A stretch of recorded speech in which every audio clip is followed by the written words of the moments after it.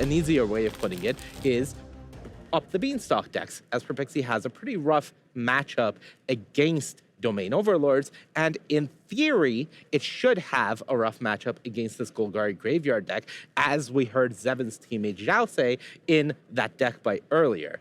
I will say, though, one of Zevin's only 2 losses in this tournament are to Esper Pixie, so hoping not to repeat that performance this round. Okay, very excited to see how this deck does this round. Winning in Magic, round number 14. 3 rounds of Swiss left to play, sending it on over to the booth. Thanks so much, Maria Ailey alongside Corey Baumeister. We are looking to put somebody else into the top 8. Is it going to be Etienne Eggenschwiler or is it going to be Zevin Faust? Time will tell. We got potentially 3 games here, Corey, to see who joins Matt Nass. Yeah, absolutely. This part of the tournament gets to be so exciting. When you see these win and in moments, it's going to be basically that from here on out. And we're going to see some of these players kind of dream come true. You know, as we were just talking to Zevin here a little bit ago, didn't even expect, you know, necessarily to be at the Pro Tour, let alone have a bunch of win-and-ins. So really exciting to see, you know, if he can control those nerves and channel it in what seems like a good matchup. Of course, we've never seen a deck like this here. In this Golgari Graveyard deck, but it seems good against Esper if I'm looking at it from the outside looking in. Oh yeah, you know, you want me to discard something? Oh, okay. Creature in the bin, creature in the bin, creature in the bin. And then all of a sudden, all these big chunguses are super duper cheap. Yeah, absolutely. I mean, that's the thing is these really large creatures are already tough to deal with from the Esper Pixie decks because, well, nowhere to run is kind of laughable to them. And then if they get bounced with this town ain't big enough, then, well, you just get to replay them for 1 mana or 2 mana. So that being said, Zevin did mulligan here. You really do get to play or replay your biggest threats for such a discount as Malt Tender hits the board first here for Zevin. And on the other side of things, Optimistic Scavenger is the first play for Etienne. Yeah, and Molt Tender had to have been the card that really enabled this strategy to start excelling. Being able to mill and fuel your graveyard and do a little bit of ramping here has got to be exactly what this deck wants. Gnawing Vermin? Yes, I'll target myself. Gnawing Vermin. A card I never thought we would see. Yeah, the standard staple here. Yeah, but, you know, it puts 2 things in the bin for you. Yep. And then this puts a lot more things in the bin, so nice sequencing lovely. By milling some of these cards over first and then being able to select one of these cards. Overlord of the Belmerk finds another rat, so that goes back to hand for Zevin. Turn passes back now to Etienne. Turn 2, where do we go? Storm Chaser's talent to kick things off here, so a little Archer on the board. Under here? Yep. Yeah, and one thing that Maria was alluding to is Zevin's team kind of breaking it at the RC and DC. Yeah. I remember we were commentating that it was that Celestia company deck that just ended up looking phenomenal. So Zevin and his team's really aware of trying to find these strategies that are maybe ignored and gain an edge that way. And it worked then. Yeah. It's clearly working now. That's awesome. We love it when a team can innovate, and Etienne being on Sanctum of All, a team known for innovation. Yes. And Zevin Faust and his team also, you know, saying, hey, putting my hand up, I kind of want to be recognized here too because they're putting up results. Yeah, love it when a plan comes together. Yeah. So hitting a creature here looks to be pretty big as we can play this Gravestalker here by exiling one of the non-creatures. And now you just have a solid 3-mana 5/4 here to be able to start getting some pressure going. Now there is only 2 of this card, so it is pretty clearly that this is the worst of the creatures to be bringing back. You know, there's some other gigantic creatures that get to be really nasty as well, but hey, it's still a 5/4. 3-mana 5/4, you can't complain.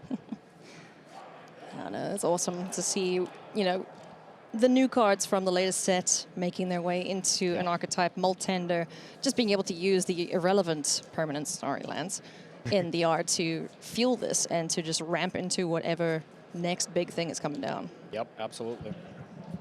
And yeah, the 4 toughness here being key. You know, you're really looking at this Pro Tour, you want to be finding holes in the other deck's removal, and a lot of them are Torch the Tower for 3 damage, Nowhere to Run, -3, -3. So 4 toughness has been a pretty good recipe for success, and you know, that's kind of what Sanctum came up with as well, was the Sarah Paragon. Etienne decided to not play that version and went with the tried and true version, but that is kind of where a lot of players' heads were at, is 4 toughness good. And Etienne's decision working out very well for them so far, because every time we have seen this Esper deck in Etienne's hands, it's been absolutely brutal. Yeah, Etienne has been playing phenomenally. Especially bring some attention to that match against, you know, the phenomenal Magic player Eli Cassis last round, where Etienne played phenomenally. They really made it look easy. I do have to chuckle, because at Pro Tour OTJ Thunder Junction, where Etienne came 9th, you know, I asked them about limited, and they said, I don't want to draft, I just want to do constructed. And I don't think they had the best limited results there, but definitely an improvement this time around. So for sure. I think they may have been working on the limited side of things. Yeah, at this point, 9th would be very disappointing. When you're at 11-2, you have a lot of chances to make the top 8 from both of these players. They're looking quite good. Win or lose here, really. It's not over for whoever does end up losing this matchup. But whoever wins is going to lock up their spot in the top 8 alongside Matt Nass. Yep. And now we're kind of seeing from Zevin's deck here, the bit of the problem with the deck, I would say, is when you don't have up the Beanstalk in play, like even if you top deck one of these giant creatures, it's just a one-of creature, where if you had a Beanstalk in play, you're drawing cards and you're getting that value engine going slowly over time. Oh yeah, those look like so. That's what they told me last time. No pseudo ETB effect or enters effect, getting the card along with the big body. So hopefully Zevin can find a Beanstalk soon. Yep, and just attacking with the 4/4 here, leaving the Otter back to block potentially so that the Kaido can live. So if Zevin's able to find some removal, there's not a lot of removal, but overwhelming remorse, you could always kill the Otter and then attack down Kaido. That could be one of Zevin's best draws. Yeah, so minimal interaction from the deck itself. You know, barring the overwhelming remorse, like you mentioned. There is a Harvester of Misery, but it only does -2/-2, so kind of just relying on creatures, you know, big walls in the way of these smaller creatures. Yep, At least at the absolutely. beginning of things. And just another land off the top, definitely not ideal, and this is the spot where the Esper Pixie deck, you know, doesn't run out of steam, where some other decks do, and that's kind of the draw to these type of decks. Is it's pretty tough to just go land go from the Esper Pixie side. There's just so much to do with your mana. And now Etienne has Kaito on the board, a Optimistic Scavenger that is ginormous. So many things that they could be doing this turn. Yeah, and I think the #1 plan, Nowhere to Run, get rid of the only blocker, attack for a bunch, and then use the Kaido ability to be able to find some more value, and maybe even just close the door, even if Zevin does find one of these giant creatures next turn. Yeah. Rouder hits the bin there. And that's probably the best draw, you know, being able to play a giant creature that's very cheap. Your opponent discards a card, you almost always draw a card. Yeah. Unless like a Kaido is discarded or this town. Stun counter coming off the only big creature there, but still no blockers available for Zevin, so I think we're going to be going to game 2 here very shortly. Yep. And the one thing was the Overlord was coming off, so, you know, if Zevin didn't just draw 3 straight lands there, that's always the frustrating part, you know, when you're playing a deck like Zevin, is you draw 2 lands, and then, you end up milling some cards with your Molt Tender or whatever, and you mill your spells, and then you draw another land. It's like, oh, come on. Yeah. You know, there's a lot of risk there, because you are trying to fill up your graveyard, but you also want to hit things off the top of the deck, but you know, there's not that many ways to get things back from the yard, barring the Overlord of the Belmerg. Yep. And we see one of the spicy sideboard cards in Zevin's hand here, the Terror Tide, being able to give all creatures -X/-X, where X is the number of permanent cards in your graveyard. So it's really Black's only Wrath of God style of effect. Yeah. Xenode Scout hits the board for Zevin. And on the other side of things, we have Storm Chaser's Talent. Up the Beanstalk makes an appearance, so things might go well this time around for Zevin. Yep, gotta be the best possible start. Now, it does look like the hand is slightly clunky, but the one thing that Zevin for sure has going for him is the Overlord, being able to impend that, still draw the card off up the Beanstalk, and you get something back. And you fuel the graveyard. Destroy Evil takes care of the up the Beanstalk, and Sadness goes on the stack because there's so many big things that would draw cards.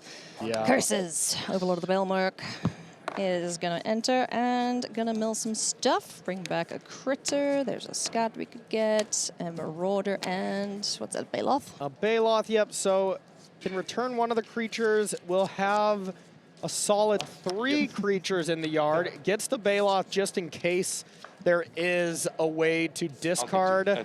But, you know, now Eggenschwiler is just like, well, I'm not going to have you discard a card. You know? Yeah, it's anything that Etienne draws that says discard on it, I think they're just going to hang on to. I don't know. Momentum Breaker does say it on there, and we just cast it. So a little, a little loophole there. I see. 15 for Scout. Yes. All right, so 4 creatures in the yard. Hoping to hit a land here. There we go. Big hit. Nice. All right. So 4 creatures in the yard, so has up to essentially 6 if there's anything to cast. So only the Overwhelming Remorse, which can be cast at instant speed for a 1-mana way to destroy something. I'll take one. No way to run this. I'm at 18. Scout out of there. This is making everything in his hand a lot cheaper, though. Yep. And now we should be able to follow Marauder here next turn, which should be really strong. Because you have 1, 2, 3, 4, 5. Yep. How many Scouts are in the graveyard? Yep. Looks like they all happened upon the same hole in the ground. Yeah, there you go. Yeah.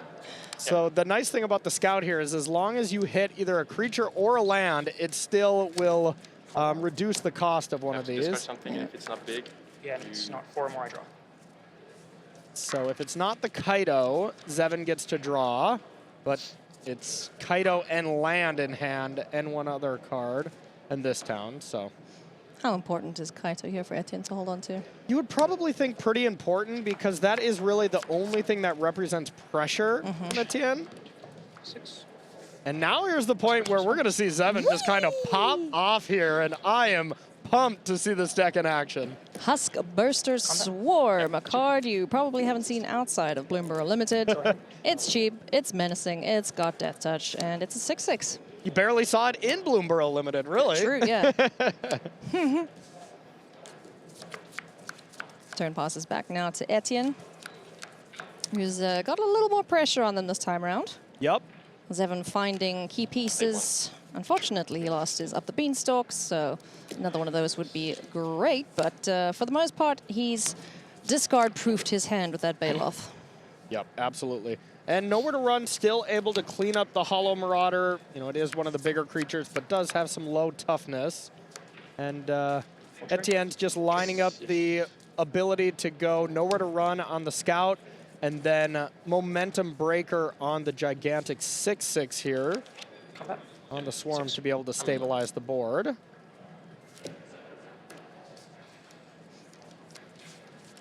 Baloth. yeah. At Big 17. old Baloth hits the board. Zevin's thinking, okay, pretty sure a lot of the discard effects came out of Etienne's list. Yeah, definitely, because they're especially bad if you see Baloths and stuff like that, but also if you're just fueling all these creatures that get cheaper if you discard creatures. Not great, so. So yeah, I doubt there's any discard effects left in Etienne's Yep. list, barring, like you said, the Momentum Breaker. But that is only going to be cost if there's something to kill. Yep. So 5 damage coming in. Now this gigantic creature can put Etienne down to 1. Jeez. And Overlord. My turn. So Overlord comes back. There's the Overwhelming Remorse to clear the way of something. Oh yeah, and that's very cheap. Yeah. Okay, an Overlord. Practically free. The other side as well. 4, 5, 6, 7, But with only 10 5 creatures. mana, it's not ideal cards in here hand. as we can't Kaido plus attacks. impending. And you know what's interesting as well about Etienne's list is they're not playing any copies of Rest in Peace, which would be Oh, no. fantastic in this matchup. Yeah, and I mean, that is a card that, sure, it's good against maybe the Insidious Roots deck, but that wouldn't be something I'd be expecting a lot of. So Rest in Peace, definitely not the most important card in the sideboard anymore from the Pixie decks, but it is a very real cost here. As you look at Rest in Peace and you look at this Golgari deck, what are you doing if you get Rest in Peace, you know? Yeah, for Etienne's side of things, they're just hoping, okay, this is just an outlier. I don't have to worry about this deck again, hopefully. But, you know, both of these players have a good shot of being in our top 8. Yep, Depending absolutely. how the next round goes. And Zevin's hand is sweet here, being able to have 2 up the beanstalks and 2 land. Sick. So no matter what, it's going to be really, really strong. Very nice indeed. And that exchange, you know, great. They're fine with that. Yeah, replace itself. Yeah, it took care of the beanstalk. That is a problem, but it always replaced itself. So that just shows the power of a card like up the beanstalk. How much misery are we harvesting there? 3, good grief. Remorse, Beanstalk, a Duress, as well as the Overlord. Crikey. Yep. So it is missing lands here. Yeah, that's a little awkward. Yep, but I believe this discard spell cannot take Yep. up the beanstalk anyways, so Yeah. being able to... Dreams of Steel and Oils, Artifact, and Creature, I believe. Yeah, and being able to, you know, exile stuff from the graveyard is actually very, very powerful here. So Yeah. a great hand disruption spell against this Golgari deck. Yep, 2 copies of that in Etienne's sideboard, so they'll be hoping to find the other one shortly. Yeah, that's basically the Rest in Peace slot, it looks like, in Etienne's list. And now they're kind of out of gas, you know? I mean, a Kaito, if you can attack, that is great, but if Zevin draws a land specifically, you know, using the Harvester ability looks a little bit better, but didn't draw the land, but had the discipline to not go up the beanstalk here. I think that's a good play, as this could really get brutal if a Kaito was on the battlefield. Yeah. This town ain't big enough, and Grim Bauble in hand now for Etienne, and a very big difference in the hand sizes here, as Zevin has found land number 3, and Scrap Shooter hits the board. Yeah, absolutely. Just a big creature here, and you know, you're able to destroy some of the enchantments if you want to give your opponent the gift, but either way, that 4 toughness, once again, being the important thing here.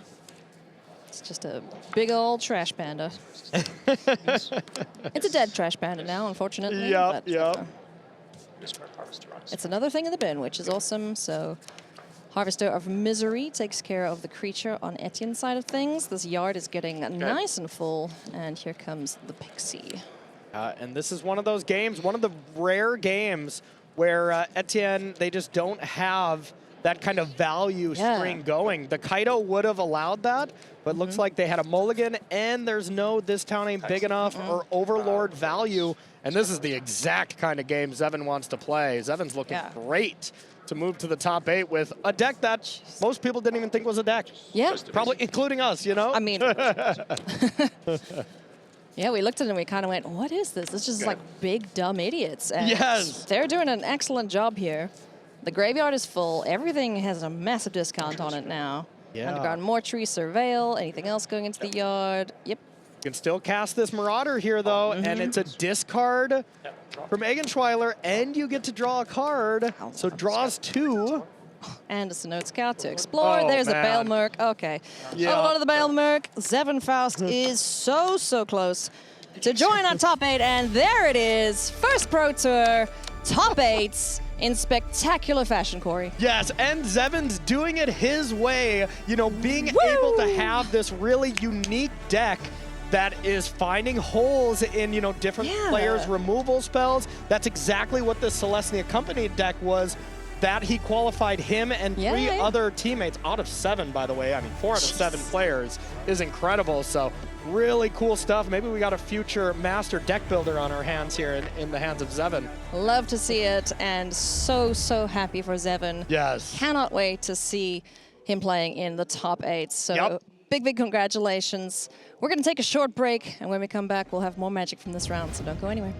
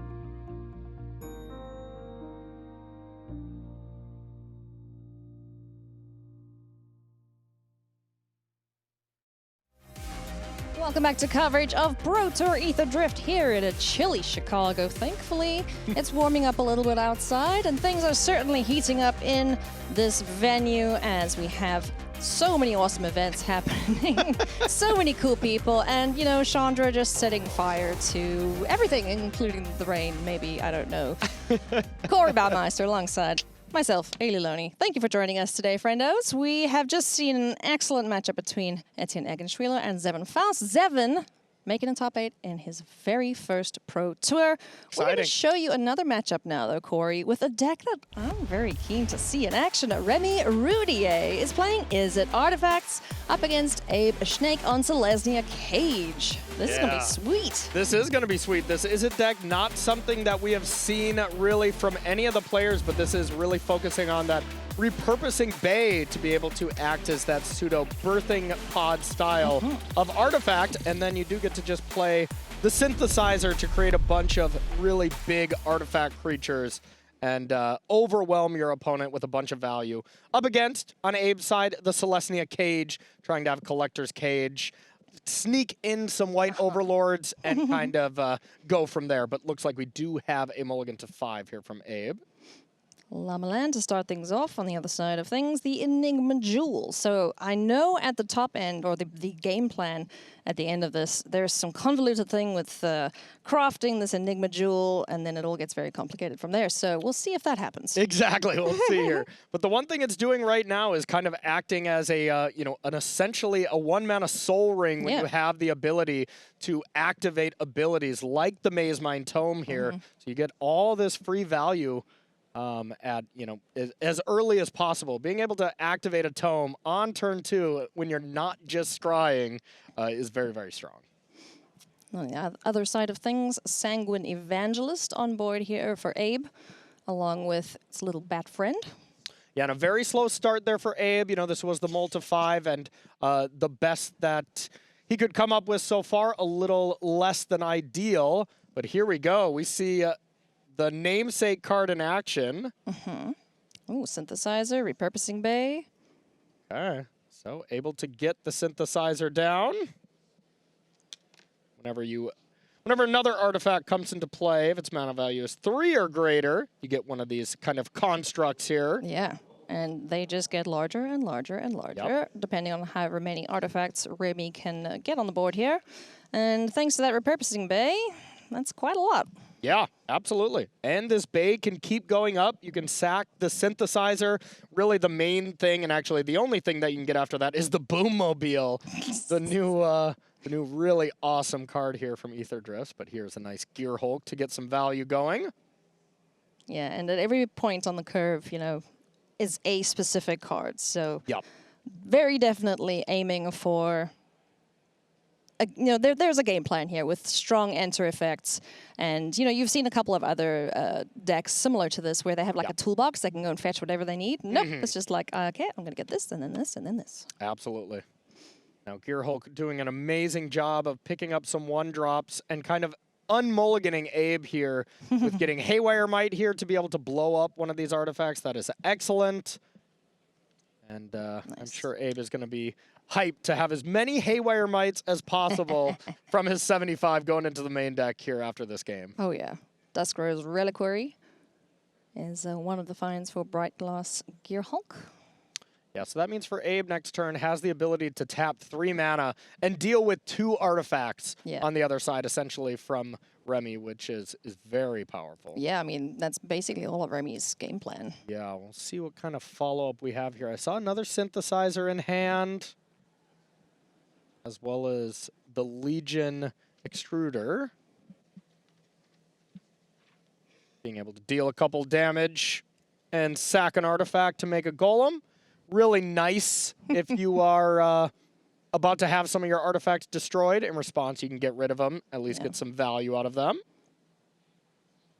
There comes another synthesizer. So this is a pretty sweet little setup going here. Yeah. The Simulacrum synthesizer going to be making quite a few little colorless, I say little, colorless constructs, which are going to get quite large quite quickly. Yeah, very good. And the key word on that is whenever another artifact enters the battlefield, not when you cast it. So that really leads to these synergies being able to just completely go off.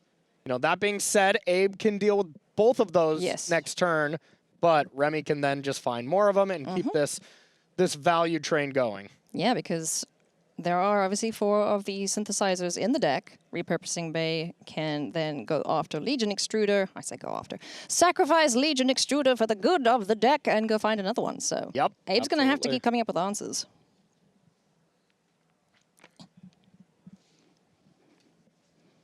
See what the follow-up is here. We, of course, know about those 2 1-drops.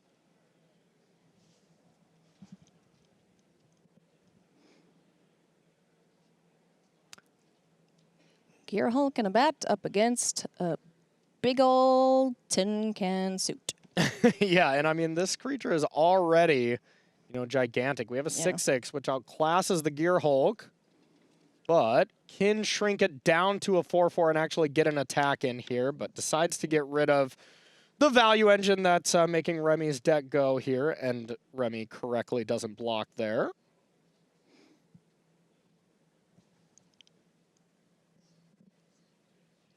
Llanowar Elves hits the board now. Cool alternate art Llanowar, it looks like. One of the new printings from Foundations, I believe. Love it. Or Jumpstart, one of the 2. Now we'll see what kind of follow-up Rémi has without the ability to keep, you know, upgrading these artifacts. Yeah, Repurposing Bay getting got, you know, leaves a little bit of a hole in the game plan here, so Rémi has to decide now, all right, where are we going? Do we just start beating down with the creature that's left over? Yep. And I love that when we were talking to Matt Nass in one of his many winners interviews, he was like, well, I was trying to do any kind of cool combo stuff. And he said he tried the Repurposing Bay, but he couldn't get it quite going. Glad to see Rémi found the recipe here. Yep. And in response to the Haywire Might trying to exile, Legion Extruder is able to sacrifice that artifact and create another golem. This one doesn't increase in size. It's just a good old 3/3. Yeah, just a 3/3, but it is still an artifact. And then the second synthesizer comes in, which then makes another construct. So I believe that's 2 constructs and 1 golem. Yes, I think so. So, I mean, these creatures are gigantic. Yeah, they're large. Good old chainsaw, just whacking Llanowar Elves. Yep. Get that out of there and start swinging. That's a big chunk of damage for Abe Schnake. Yeah, and you got to think, you know, I mean, if we looked at these 2 deck lists going into this match, I would definitely give the advantage to Abe because these Gear Hulks can just find so many ways to deal with these tricky permanents, these tricky artifacts. But, I mean, this game looks almost out of reach already from Abe as long as Rémi has any follow-up. Yeah, there's so many creatures on the board. All Abe was able to do that turn, I say all, is go and find 2 more things after bouncing the Gear Hulk with the Pixie. Yeah. And now that being said, this was a really slow draw from Abe. You know, the first play was a 3-drop, you know. So that just kind of can't happen in Standard. You got to, you know, 1 Llanowar and that this whole game has changed.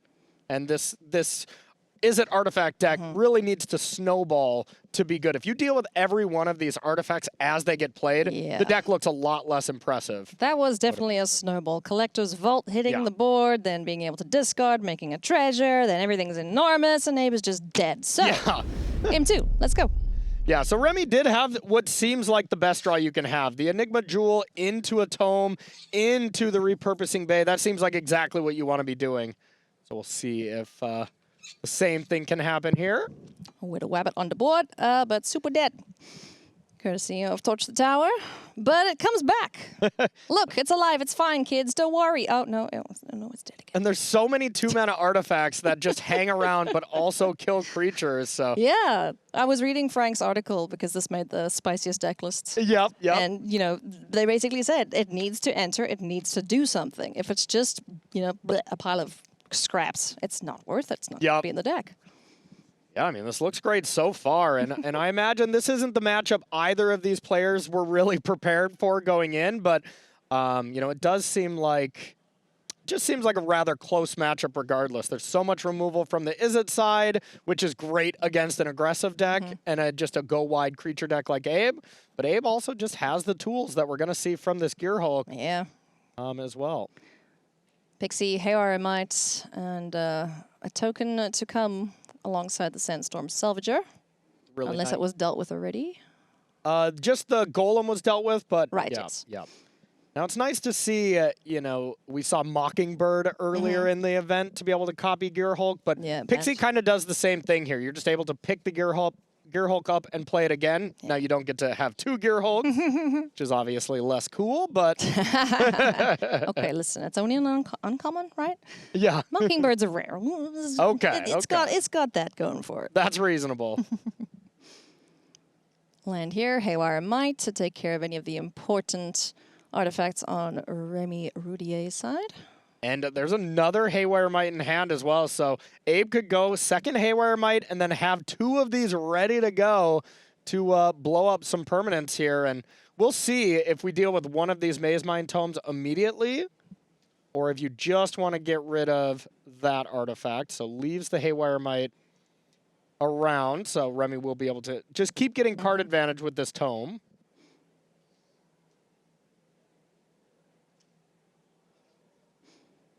Turn passes back now. 2 artifacts on the board here for Remy, but none of the important ones in the Repurposing Bay or the Simulacrum Synthesizer. Yeah, 5 mana feels like the kind of important amount of mana, so you can play the Repurposing Bay and activate, but Yeah. with the Haywire Might, everything gets, well, exactly that, a little haywire. Okay. All right, the old Spider here to be able to get yourself some Power Stones. You give some away as well, but, you know, that's a small price to pay. Yeah, most other decks can't utilize them that well, but yeah, I guess Abe's deck can't utilize it that well either. I was going to say you can like cast some Gearhulks. Never mind. You do get to cast the Collector's Cage here, which got the value out of it. Now let's see if there was a gigantic threat underneath the cage. I don't think I saw an Overlord, but it could have been that last card.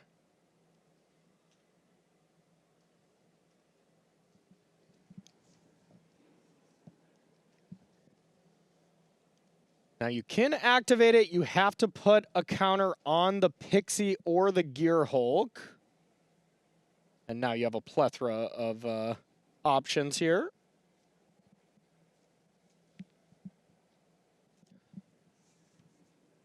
Now, the one thing with this really wide battlefield here is this Izzet deck doesn't have really any effective sweepers. There's Pyroclasms, but this battlefield is well and truly out of Pyroclasm range. All right, you are, friend. But things certainly going much better this time around for Abe Schnake. He's getting the beatdowns in, and Remy is doing all that he can to try and stave off this damage. Lithomantic Barrage, targeting the Gearhulk, that'll resolve. So at least able to prevent that from attacking next turn. Yeah, and now can have the cage active. Could have only put it up to 5 toughness anyway, so couldn't have saved it there. But the cage at end step to be able to do something can for sure be relevant.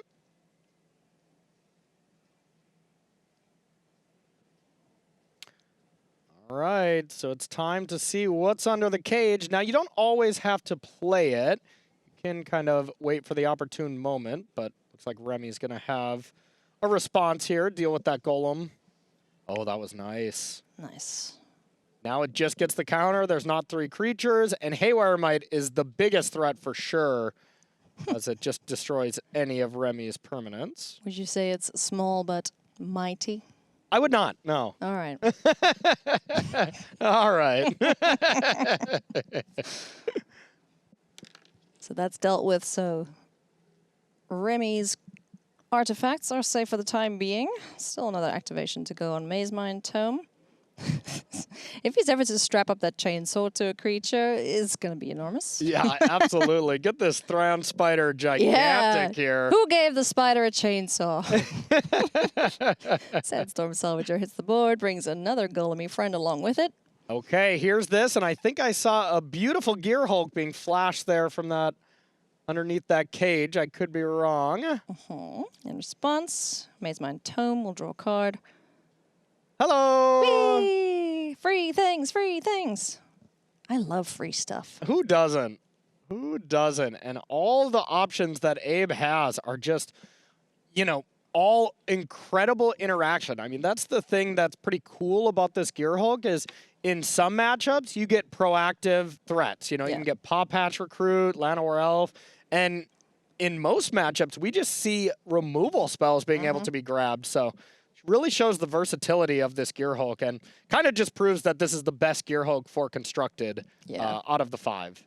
For sure. I don't think there's maybe 1 or 2 other lists submitted this weekend that played other Gear Hulks. Yeah. We saw like some Dimir ones being played in like you know, some full-on Dimir mid-range decks early on, but they were just okay, you know. Dimir mid-range did not have a good weekend. No, not really. No, it really didn't. Makes a lot of sense, though. I mean, the Dimir Bounce House, the Esper Pixies, just feel like the evolution of the Dimir mid-range that we saw, you know, of a couple tournaments ago. It's going to be sweet to see where the next iterations of the decks go, you know? Yeah. No, I mean, that's a really good point, you know, because it's standard. Everyone was kind of thinking, wow, Bounce House, Esper Pixie just seemed better than every other deck. Well, I think the pros and this Pro Tour in general very much proved that not only is that not correct. Corey, Llama Land. Yeah, we're getting it. Now this should just be a lethal attack. Whee! Unless we got anything here, you can sacrifice something to get one more blocker. Yeah. So what, 3 things to block with? You got the Boom Mobile to Ba-ba-boom. get in there, but yeah, this still looks pretty lethal as everything gets pumped. Yeah, +1/+1, and the land itself. Plus the cage can still be active as well, so yeah, that's gonna do it. But yeah, the thing I was saying is, you know, everyone was thinking these Bounce House decks were gonna be a step above everything else, and statistically, I mean, they're not even above 50-50, and a lot of decks, you know, have found their way to beat them. Yeah. So Standard is just incredible once again. Super fun format to play. So, you know, if you're looking to get into the game, why not pick up a Standard deck? Come and join us at the next Spotlight events. Paw Patch Recruit hits the board for Abe Schnake. On the other side of things, Rémi Rouder. What are we kicking things off with here, good sir? Probably a 2-mana artifact that deals with a creature, imagine, but I guess it's not. No, it's just going to be good old Collector's Vault. Okay. And I saw Abe had another recruit, and it looked like a Haywire Might. Maybe it's just looking to Haywire Might right now to get rid of this vault. You know, the vault is quite strong. Yeah. Yeah, it's not played a lot. No. You know, I think it's underrated, but Yeah, it definitely. has very good utility in the right decks. And Yeah, it was great and limited, that's for sure. Yeah. It's good in Commander, too. So now is the repurposing bay. So, I mean, if Abe doesn't have another way to deal with this, that maybe would be a regrettable thing. Looks like he's got a Duskro's Reliquary in hand. So looks like we have an Interrupter as well. That's going to be huge. That hurts. So we'll see if Rémi has a follow-up here. Another Chainsaw, something like that would be ideal. So anything out of exile, basically anything not played from hand is 2 extra. Yeah, and I think Rémi's making sure, I can't cast that right now, right? And you do have to wait till the next turn. Yes, because it is plotted, so. Okay, looks to counter it. Oh. There we go. All right. So it says, no, thank you, Spectral Interference. That was a big deal. Now if Abe doesn't have the ability to deal with this repurposing bay, and yeah, that's great and everything, and it will find an answer later, but no matter what, Rémi's going to be able to turn that Chainsaw into a synthesizer almost assuredly. Could turn it into another repurposing bay. But yeah, it seems like synthesizer, maybe Thran Spider as well, if you want to get a blocker out. But seems like whenever you sack a 2-drop, it is time to synthesize.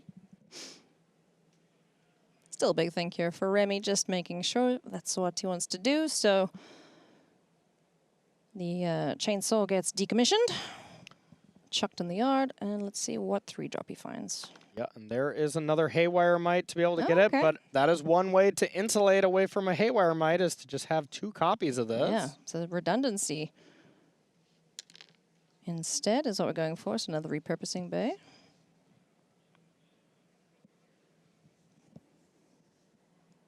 Now I guess one can chew on the other as needs be. And we'll see if you even want to go for that. Since there's already 2 bays, you know, maybe you don't want to even try to deal with one of them, but, you know, you can sack one of them to the other and get a boom mobile or something like that. And if Rémi just doesn't have another artifact, then this repurposing bay looks really, really bad.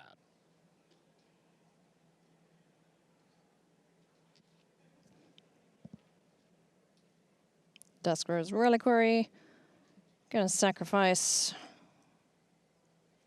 Not entirely sure what that little critter was. Yeah, I'm not 100% sure what that card is either. But regardless, it clearly wasn't too important and just sacrificed it right away. And this is great. There we go. Market no. Okay. Yeah, 'twas fodder. Yeah, get rid of that. And then it has the Haywire Might to deal with the other bay. And this is looking great for Abe. That's got to be the only market gnome in the tournament. It's the only one in the deck, yeah. From a distance, it looked like a walking starfish. I was like, wait a minute, what's going on here? All right, this is a 2-turn clock. Ooh, down to 4 goes Rémi. Abe Schnake looking very powerful here indeed. Another Maze Mine Tome hits the board. We're going to start digging. This looks like desperation. Does indeed, and that's the handshake extended. So Abe Schnake improves his record to 10 wins. Yep. Congratulations. Yeah. Super cool to see that is a deck of action as well. That really was cool. And yeah, 10 wins here, you know, so already has the 4 losses. Yeah. So having to win out and then really hope for some good tiebreakers. But when you're 9 and 4, you know, your breakers are not going to be that impressive, but still could easily top 16. Yep. We're going to take a break, my friends, and set up for our next round. So Maria will be with you all after this.